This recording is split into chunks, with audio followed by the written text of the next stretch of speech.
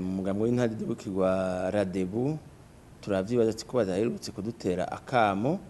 Hariho n'iyindi migambwe ducuditse nabo baguma babazanya, hanyuma ngira ngo n'abandi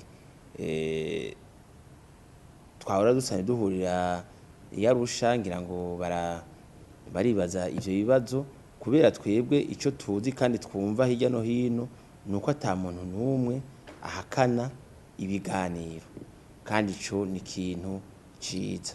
Mugabo rero ikintu usanga kiriko kiratera ingorane, baravuga bati none tuzoganira iki?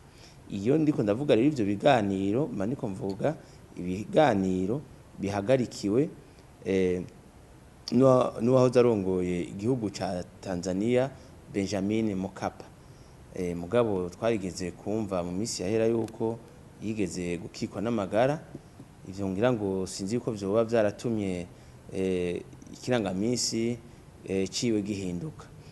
Ikindi naco nuko twebwe hagati mu gihugu nkuko mubizi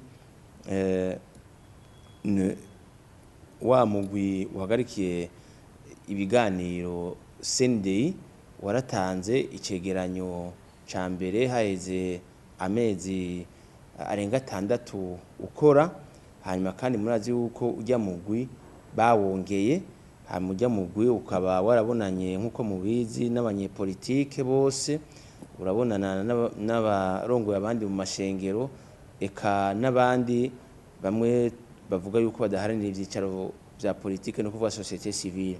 Ivyo vyumviro vyose rero bari bakuye mu ma province no mu makomine hirya no hino, baravyegeranije baratanga raporo. Hama rero twebwe ico twari twasavye nuko ku bintu bishoboka ari uko leta yoraba yuko ibishira mu ngiro. Mugabo rero n'ibiganiro vyo hanze umuntu akazoheza akabibandanya. Amatwi yadusumira nuko abo bo mu mugwi CNDI nabo nyene baronse uburenganzira bwo kuzoja kubonana n'abandi barundi bashobora kuba bari hanze bifuza kugira ico baterereye kuri bijya biganiro. Ntituzi rero yuko baraja hanze ngo baheze bavuge ico abo barundi bashobora kugona.